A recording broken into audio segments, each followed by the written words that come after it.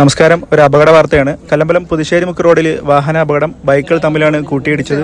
അപകടത്തിൽ ബൈക്ക് യാത്രികരായ 4 പേർക്ക് പരിക്കേറ്റിട്ടുണ്ട്.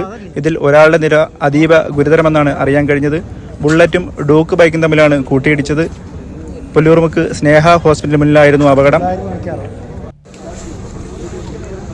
ബുള്ളറ്റിലെ യാത്രികർ തോട്ടയ്ക്കാട് ഭാഗത്തുള്ളവരെന്നാണ് അറിയാൻ കഴിഞ്ഞത്. അപകടത്തെ തുടർന്ന് ബൈക്ക് യാത്രികർ റോഡിന് പുറത്തേക്ക് തെറിച്ചു വീണു. കല്ലമ്പലം പോലീസും ഫയർഫോഴ്സും സ്ഥലത്തെത്തി. അപകടത്തിൽപ്പെട്ടവരെ പുതുശ്ശേരിമുക്കിൽ നിന്ന് ആംബുലൻസ് എത്തി മെഡിക്കൽ കോളേജ് ആശുപത്രിയിലേക്ക് മാറ്റിയിട്ടുണ്ട്.